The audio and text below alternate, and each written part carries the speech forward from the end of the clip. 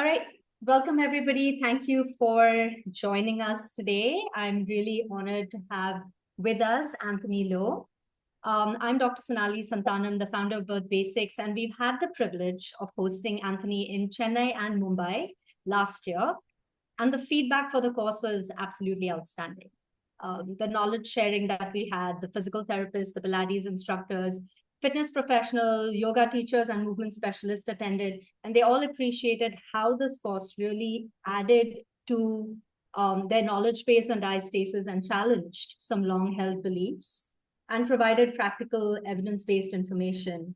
It's my pleasure to introduce our guest, Anthony Lowe, joining us from Sydney, Australia. Anthony is an internationally recognized musculoskeletal and pelvic health physiotherapist, educator, and founder of the Physio Detective Clinic, MyPT Education, and the Diastasis Project. With nearly 30 years of clinical experience, he is known for challenging conventional thinking and translating the latest evidence into clinically relevant strategies that clinicians can apply right away. Today's webinar is really for anyone who's been wondering if this course is right for them. So please join us. And without further ado, Anthony, I'll let you start. So tell us, how was your experience last year coming down and teaching this course? Yeah, I loved India. I thought it was fantastic. I thought all the participants were great. Everybody who wanted to learn, they enjoyed themselves. There was lots of questions, there was lots of practical application, there was lots of aha moments, and being able to share that way was fantastic. And of course, the food. I thought the food was amazing, and the hospitality was amazing. So, being able to be a part of it was fantastic. The whole experience was really great. I'm really looking forward to coming back, to be honest. Amazing. Yeah, it was really nice for us to have you, and the knowledge that was the knowledge sharing, I think, with the community was just absolutely fantastic. So I think one of the biggest questions everyone has here is, what exactly are we going to cover in this course, and how is it really different? Yeah, so I think one of the easiest ways to describe what I do is that I work by principles and not protocols. So it's dangerously seductive. I think people love the thought of, okay, if I see this, this is what I must do. And it gives people a sense of reassurance. But it's kind of like if, you have a child who says, I'm scared of the dark, and you say, it's okay, I'm here. It's reassuring. But at the end of the day, you have to learn a bit more. And I think, being told this is what you must do is just the beginner steps. I think it's suitable for new graduates and students, but to promise people that you have the answers when we're dealing with so many different individuals, it's important to recognize that there's a set of common principles that we can apply. And I think that's the point of difference. I think that's what I would say is the difference. Lots of people like a very gentle way to start because it applies to everybody. You can sell this easily. If everybody starts here, eventually you'll get to where you need to go. But, people keep asking me for how do I work, and this is how I work. I don't memorize things. I remember the principles and I apply the principles, and that's what I teach on this course. So it's to help people move from the very basic protocols that they've been given and take that next step into thinking differently so that they can deal with the person in front of them differently, instead of saying, okay, you must do this. Because when you follow that, people get frustrated, and yeah, a lot of people get better because they're going to get better anyway.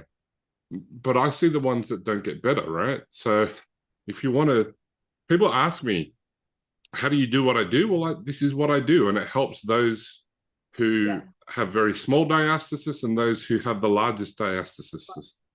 And I think it's also that whole one-size-fits-all approach, right? You want to move away from that and really look at what's in front of you, what kind of presentation is it, what really defines a a simple diastasis that, will probably respond to treatment very easily, and what, really is something that you need to be more careful or vigilant about. At what point can you start grading or exposing them to certain exercises? How do you progress that? So I think that's something that was very beautifully covered in your course. When you talk about principles, I think it's pretty much understanding that it's not one size fits all, and it's that you have to really prescribe these exercises to fit or match the right presentation. Yeah, and honestly, the exercise prescription is the easiest part of everything. For me, it's the thinking and the knowledge and the assessment part, because once you've got your assessment nailed, then the prescription of what to do after that becomes much easier, right? It just naturally flows. And you saw that, right? Because on the course, I do a live consult, to be able to work with somebody and we go through that case study to be able to see it work in practice, to be able to implement it straight away. I was going to ask you, how have you gone, and how's your clinic gone, and the people that you're in contact with, how did they go since doing the course? Yeah, and I'll say that, Anthony, you're very humble, because everything that you said about what's different about this course is, you put it there as maybe not, they'll get better, but I'll tell you, people do get better using these principles, using this approach, because I think what my biggest takeaway from the course is a lot of times a lot of what we do is probably working well for patients, but maybe, like you said, it'll work anyway. They'll get better anyway. How do you know that they got better because of what you did?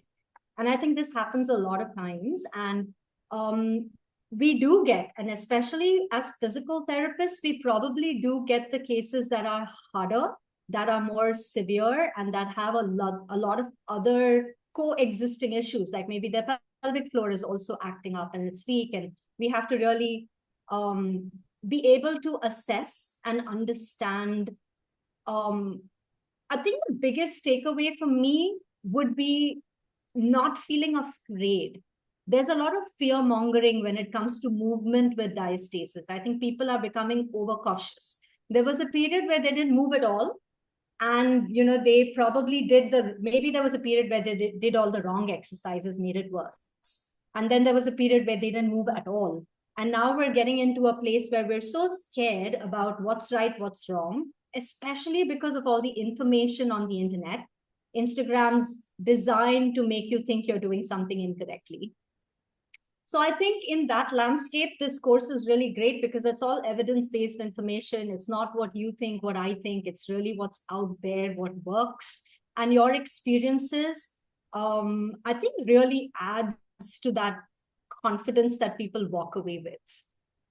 And for us in our clinic, we find that the outcomes have improved.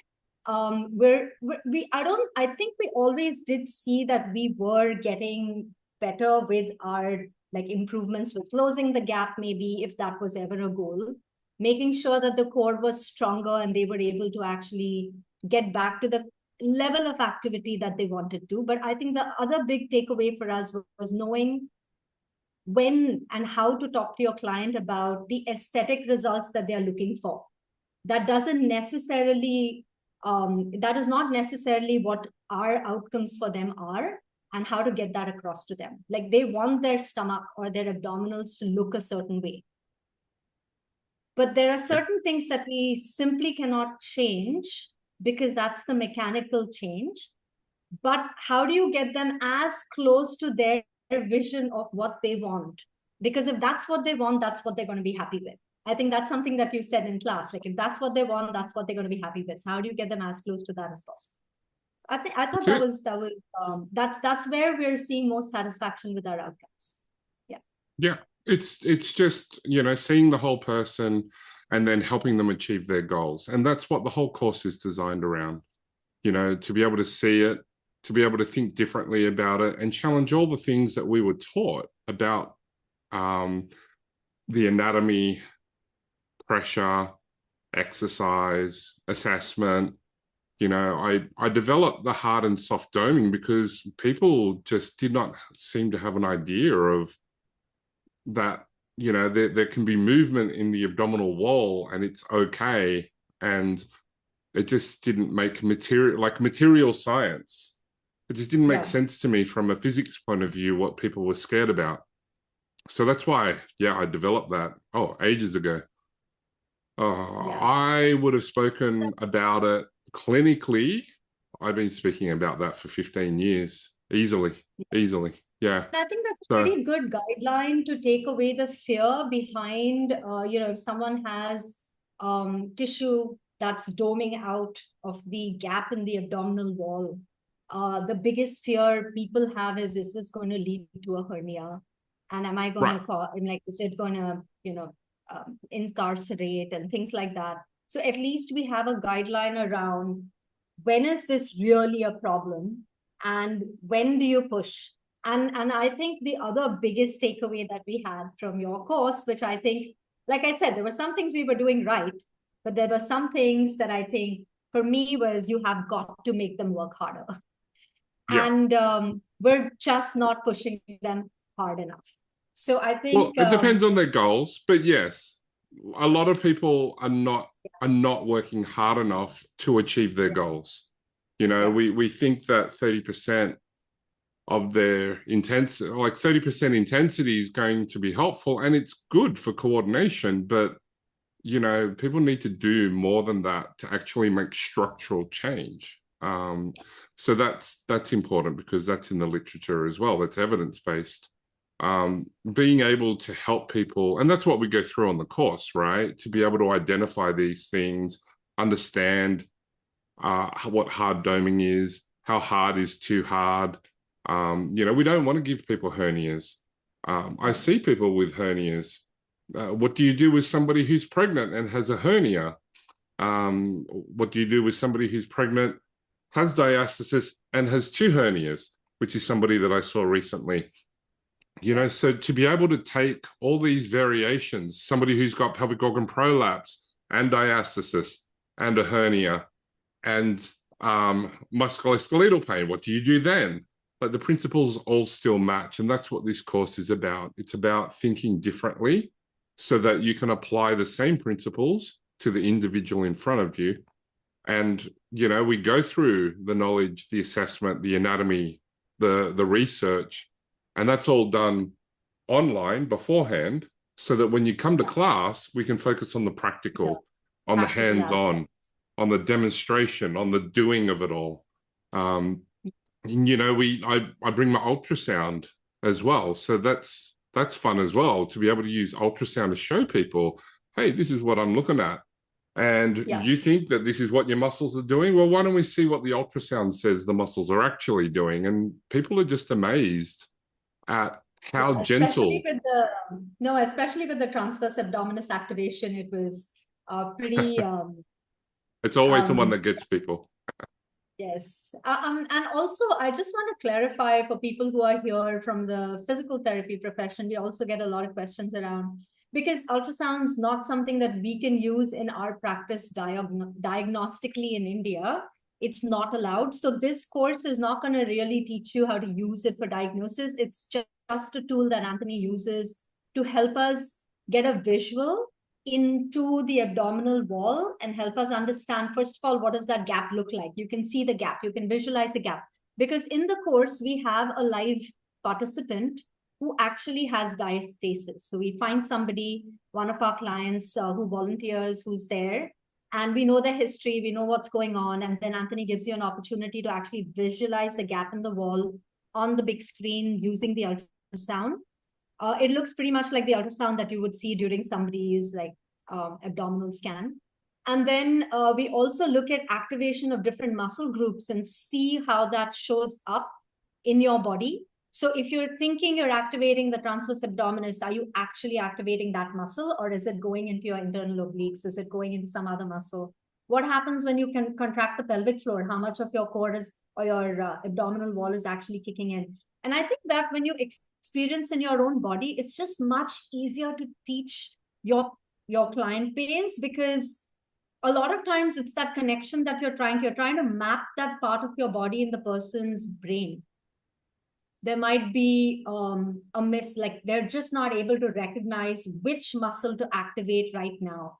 And the minute the brain gets that message, it's just much easier. So when you feel it in your body, you know how to describe that to your patients. And I think that's a very big and very important thing to understand. And Yeah. I also understand culturally why ultrasound can be limited in India. I had somebody who was 14 weeks pregnant recently, and just as a joke, I said, I'm pretty sure that my linear ultrasound can't go that deep, but let's just see if I can see the baby.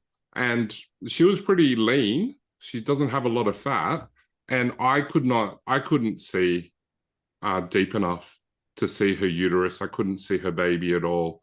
You know, like, unless the baby's 36 weeks and they're putting their hand up against the bottom of their belly, I'm not going to see anything of the baby. So there'll be no surprises if anyone's pregnant and we're doing ultrasound as well. We won't be breaking any laws. But anyway, we won't pick a pregnant client for the diastasis. I think it's nicer to get like a postpartum mom. But also, yes, it's good to talk about the fact that ultrasound is not something that's within the scope of practice for physical therapists, even diagnostically in India, which is perfectly fine. You actually don't need it at all. We don't use electrotherapy modalities because we really think our hands are a lot better to touch, feel, and to get a sense of everything. But Anthony's course gives you that insight into what's happening, and I think that's like gold. You won't get that in the online course. You'll only get that if you attend live.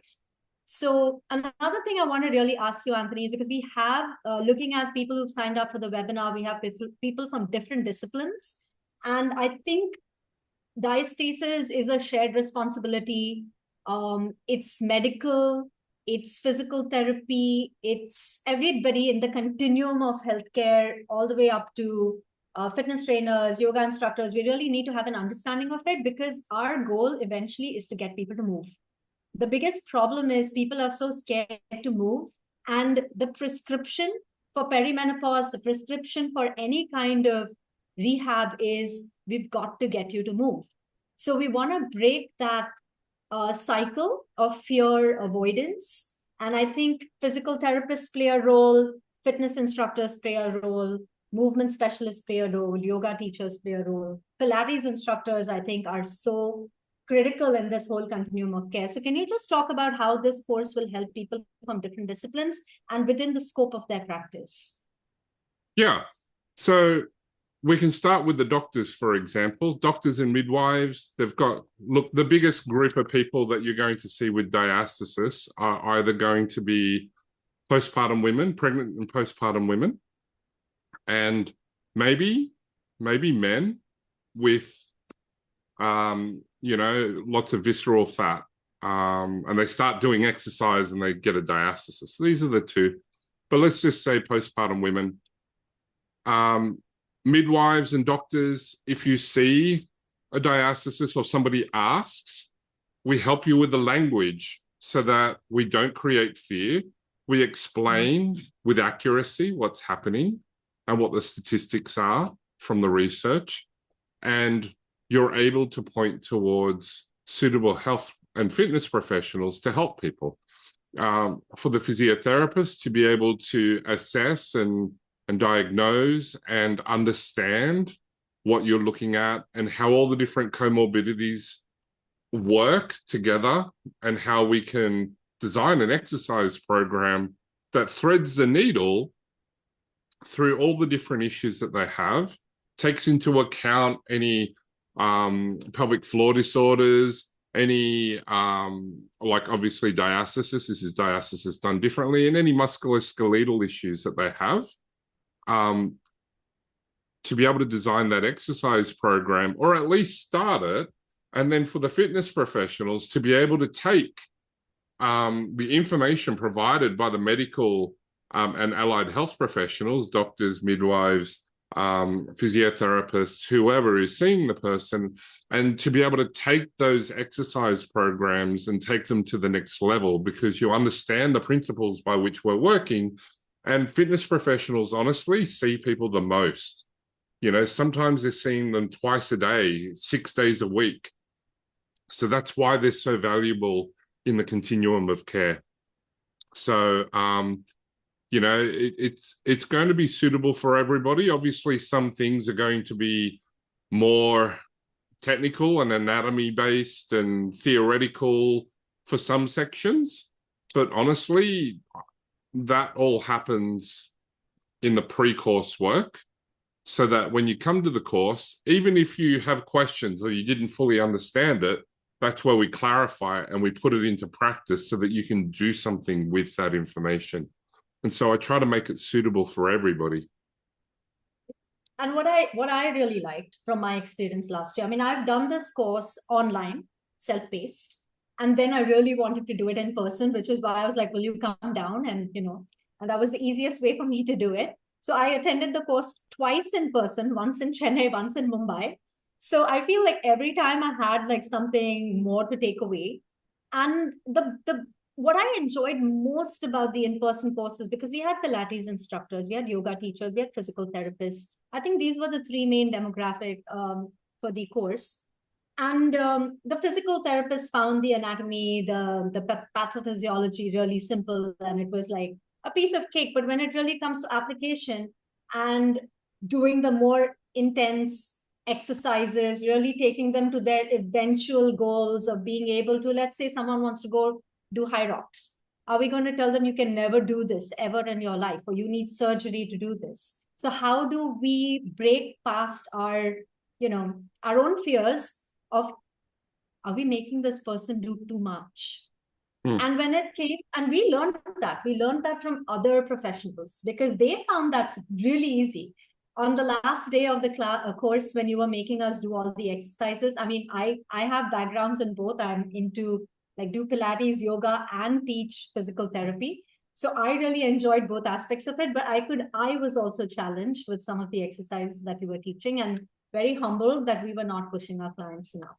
And I think the fitness instructors and all the guys there who were there from the Pilates background really enjoyed the anatomical, the physiological, the knowledge base that you brought from that side. So I think that knowledge sharing was great. Sharing of experiences was great. So I'm really While we're excited talking, over Sonali, if anybody who's present has any questions, type them in the chat and we'll get to your questions for sure.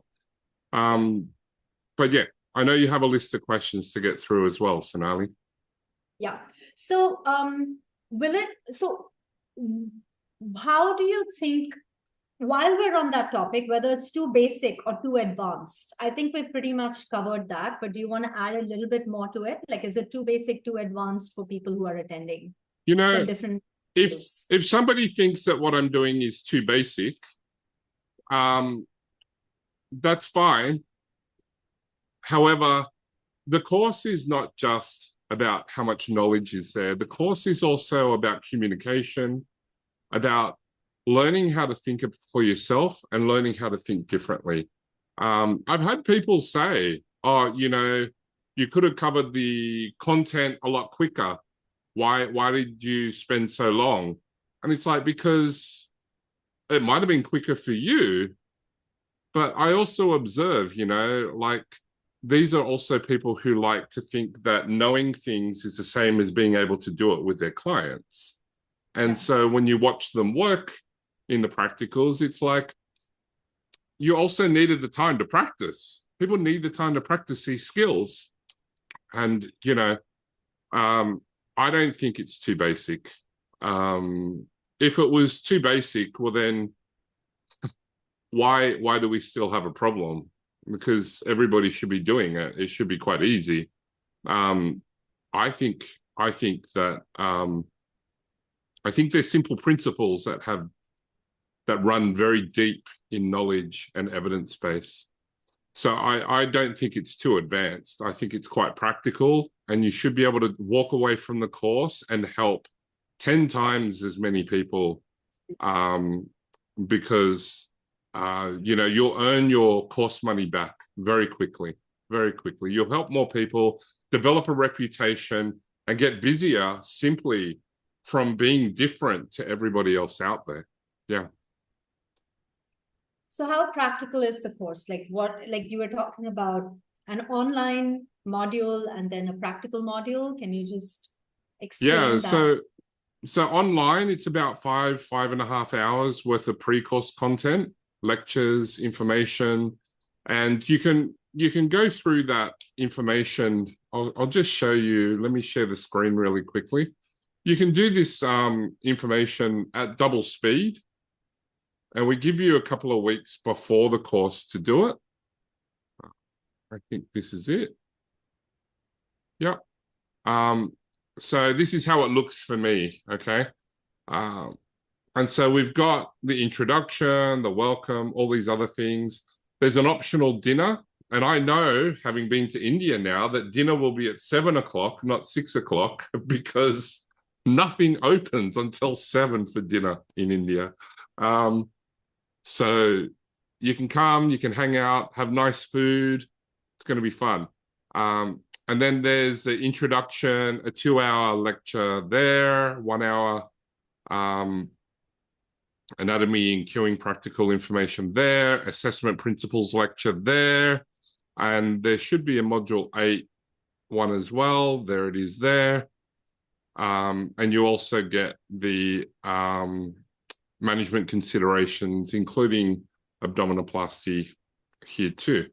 And then there's a feedback form and other things there. So, you know, during the course itself, the practical part is because we start by getting to know each other, and then I do a live consult, and then lots of discussion comes from the live consult, and then we go through clarifying anything that people need to do. We go through the practical side of things, assessment, the practical side of assessment, and then the practical side of management, including doing a lot of the exercises that I use with my own clients. So it's quite practical. I don't think you sit more than an hour in that class doing like nothing. Do you know what I mean? Like most of the time, I'll be helping you go through something. So, yeah. All right. So why this course? Like there are other courses on diastasis and why you call it diastasis done differently. So Yeah. what's different? What's different? I think number one, I haven't done many other courses at all about diastasis. I don't want to kill people by lecturing at you in person. I think our in-person time is best spent interacting and practicing and giving feedback on your practical skills. I think that's where I spend most of our time. And we discuss different things. We discuss different cases. We go through the things that you're having trouble with, and apply it to how it looks in your life and your work life. So I think there's a big emphasis on that. And I am sure that there are lots of people who do that on their courses too. Why my course? Because you're looking for something different. You're looking for something that is honest, very transparent, but very practical. You know, I'm sure that I could fill up 20 hours just by lectures, but you'd be asleep. You'd be asleep within 1 or 2 hours. So I try not to do that. It's a fun course. I put a lot of work into making it interactive. So there's a question that's come up. Is there an opportunity for Q&A on the online course? Yes, on the online courses, you can always write a comment in the module that you have a question in, and I get to them. So I know I have to get to some online course questions and comments that have been made on the course. I do get to them, yes, but there's no live Q&A. All right. If anyone has any questions, just please do put them in and we'll take them as they come up.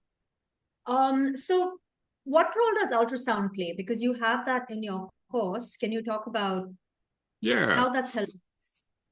a lot of management that I see online in social media, and no doubt in other courses, is telling you that you have to do something. For example, transversus abdominis. You've got to learn how to isolate transversus. Well, putting it on, and as well as I do, Sonali, there's been people on my courses, both in India and overseas, where they're teaching these things, right? I've got course developers and course people who run courses, and they're telling people they've got to isolate, and then you put the ultrasound on them. And to isolate the transversus is not how they're doing it. They are not isolating transversus. Yeah. The ultrasound unit is really helpful for people to realize just how hard it is to isolate certain things. If you breathe this way, then this is going to happen. And then they watch on the ultrasound and it doesn't happen. And then they're like, what's going on? I was told that this is what happens. And it's like, what happens is not clean cut for most people, we use a pelvic floor cue and see what happens to their abdominals. We do a transversus cue and we see what happens to the perineum. So, there's lots of things that we do on the course that's really fun. And the idea is to break beliefs so that we're accurate. And if we assess accurately, we've got accurate theory and knowledge, then the management becomes quite easy. You just know what to do next because the assessment just is obvious to you what to do next based on the principles that I teach. Yep. So do you think this is going to help? I mean, I know it will, but how do you feel this is going to add to confidence in assessment and management? Oh, I think it after the course. Oh, well, straight away, you can apply this. This is whether it's in person or online, right? You'll be able to take things straight away. And I love the online and the in-person courses, and I love how they work together. So if you do the online course, you can do the in-person at half price. And if you do the in-person course, you can do the online at half price. Because the online course has got a library of exercises and videos that you can access and use. And it's got it's got 3 recorded consults on there, whereas you only get 1 in the in-person course. But you get to come with your questions, and we look and we feel and we work together, and you get immediate feedback on your manual skills. So that's why the online and the in-person course really work well together. And I don't think either one means that you don't have to do the other. I think that for different people, it does different things. So yeah, I really love how the in-person course, you get that interaction, you get your questions answered, but not only that, you get that feedback, and I can teach you little things like, oh, this is what I feel here, or, oh, notice that subtle change in tension here. And then I can't do that on an online course. How do I teach you every little thing that can possibly happen? And then you can't even feel it. So yeah, the in-person experience is fantastic. I love the in-person experience. And the online course is fantastic for you to be able to get that basis and go over it again and see 3 very different types of cases and how I work with them, including one of the cases is an online consult. So seeing how I work with people with diastasis online, even that is different. So yeah. I hope I answered the question. I don't even know what the question was. Yeah. No, we had some questions that came up previously, like what is the prognosis of diastasis recti? Like what are we actually trying to achieve with these patients or clients? Yeah, it really depends on what the person's goals are. Should diastasis be a medicalized condition, or is it just a description of an adaptation that's occurred? I'm not sure. I'm not sure that there's enough evidence to say that diastasis causes any particular thing. I am confident to say that people with a diastasis change their behavior. They use their muscles differently. They pull their tummy in. Now, these behaviors, I think, can cause issues. But the diastasis itself, I'm not sure that it does cause issues necessarily. Uh, you know, that's number one. Number two is that diastasis, you know, I think it's very difficult in postpartum world to take credit for anything. You know, Taryn Hallam says this as well. It's different. It's difficult to take credit for anything in that first year postpartum. We know so many things in that first year postpartum naturally resolve, and this includes diastasis. You know, Yep. 2/3 of people will start with a diastasis. 2/3 to 100% of people will have diastasis just before they give birth. And at, 3 months, 6 months, a certain percentage will have it. And at 12 months in the research, 1/3 of people will still have a diastasis, which means 2/3 of people recovered on their own. We don't know why. We don't know why. That's the honest answer. Postpartum pelvic organ prolapse. We've seen, clinically, we have seen many people go from having a stage 1 or even a stage 2 prolapse to not having a prolapse later.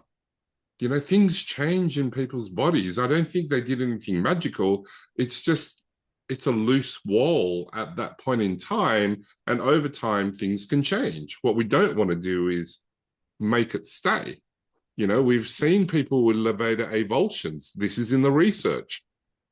People with a levator avulsion, those that didn't do pelvic floor muscle exercise training, like they're more likely not to have an avulsion at 6 months postpartum. Yep. Compared to doing the pelvic floor muscle training. Do you see what I mean? Like postpartum in that first year, a lot of things resolve over time. So it's very difficult to say that we are the cause of anybody who improves their diastasis in that first year postpartum.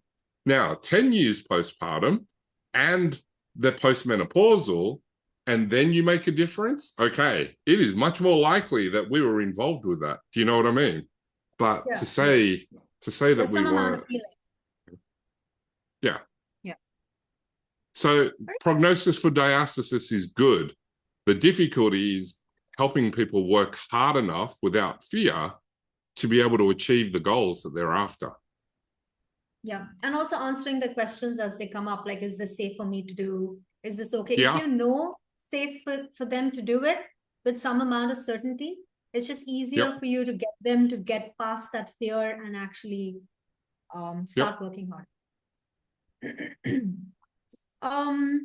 So these were some of the questions that we had here. If anyone has questions online about the course, please do ask them and then we can address them.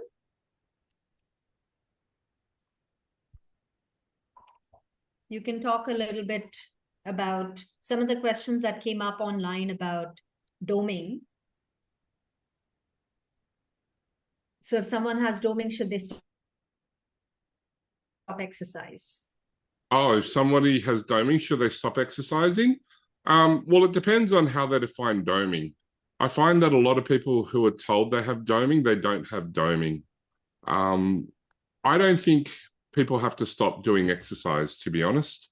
I think what's important is that people have to understand what will make things worse, and hard doming is closer to the point at which you will do potentially permanent change, right? Some damage, injury. Understanding that difference is important. Somebody's asked, many patients seek rehabilitation primarily for aesthetic improvement of their diastasis. Is there any realistic timeline we can communicate for when patients might begin noticeable visible changes? How do we communicate to patients to set appropriate expectations regarding functional outcomes? It's a good question. is there a realistic timeline we can communicate for when they might notice visible changes? I have seen people who I swear would have a severe diastasis postpartum, and then within 3 months of doing nothing in particular, to be honest, nothing special from me, uh, their body doesn't have a diastasis anymore. And I've seen people who I would have sworn would not have a problem with diastasis have a persistent 5 centimeter diastasis for a couple of years, for a long time. And it's weird. And I can't pick why. And so I give up. I give up trying to predict why, because every time I try to predict why, I find exceptions to the rule. I keep trying to find rules. It just doesn't work. So I just treat the person in front of me. I think if we look at the person and the entirety of their daily life, I think that's where we get clues as to whether things will change or not, because it really depends on how much support they have, how much fatigue they have, how much help they have in the form of family, friends, staff assisting them. It's easy when you're Kim Kardashian and you have paid staff members take care of your children for you, so you can devote a lot of time into not doing too much and getting a lot of exercise in. That would be fantastic. I usually say that you need to have at least a year of good exercise history. You don't have to see me a lot. A good exercise history after you stop breastfeeding. Not that breastfeeding has been associated with changes. It just seems like for some women, it makes a big difference, and other women, it doesn't make that big a difference. And so I can't tell who those women are, because you can't tell while they're breastfeeding which one they are, right? So that's why I say it. Data on it, yeah. And so there's another question.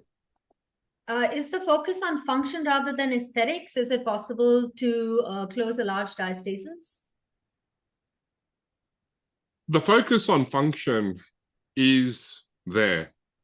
To be able to segmentally control your spine, to be able to control your abdominal wall, all of those things are a part of the course, and they form the main part of why we do things. I'm a physiotherapist. For me, it's function over form, like over aesthetics.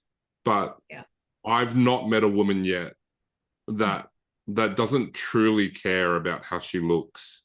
And so really the aesthetics question is every patient.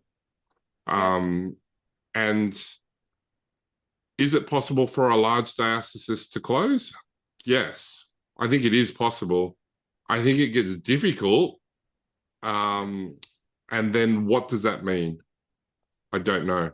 I don't know what that means for that person, because for some people it means like they're quitting, they're giving up, they're accepting what they have, and I don't think it means that at all. For others, accepting it's not a problem. They're happy that they can do all the things that they want to do. That's fantastic. So it's different for everybody. And I still haven't picked those who have large diastases. I still haven't figured out what the magic formula is, why theirs get smaller and other people's don't. I honestly cannot tell you why. And I think anyone who tells you why is they just haven't seen enough people. I just don't think they've seen enough people to be able to tell you why. Because there's no research and there's no rules that I know of, and there's no physiological principles, anatomical ones. There's none of them that seem to answer why. It just seems to be such an individually based thing that it could be just simply as much as genetics. Like maybe genetically, that's why. I don't know. But what we definitely know is that we can return them back to function, and that Yes. communication is always there. I think we Yes. also create that shift in the patient's mind that if you really want aesthetics, it depends. Like if the gap is really wide, then you might not. If the skin, there's nothing you can do about the skin that's hanging over. But we That's do right. change function, and Yes. that is what they need to start valuing about their bodies as well. And I think this is something that also is probably part of the rehab that they're going through. Yes. Anthony, do you want to talk about the pricing and some of the opportunities that they have if they sign up? Sure. Um, did you want to talk Great. about it? I think you've got the slide. Yeah, I'm just going to share it here. So if you want to talk about how this Sure. works and how it's, yeah. So for diastasis done differently in Chennai, it's in September, the 19th and the 20th of September. It's going to be 30,000 Indian rupees. And you use the coupon code Zoom. The standard pricing is will be 40,000 Indian rupees. So make sure that you register now. The enrollments close in 2 days. So register now, be a part of something that's going to be extremely fun. And I will personally guarantee that I will answer your questions. Sonali has seen me do this in person, right? I work through lunch. I'm happy to eat lunch and answer questions. I'm happy to ultrasound during lunchtime because everybody wants an ultrasound. Um, I am happy when I am there to give you everything I have. And this is all a part of it. You know, you get put into a WhatsApp group and you can ask questions if you want. So that's the pricing for that. And the earlier you enroll, the more that you will save.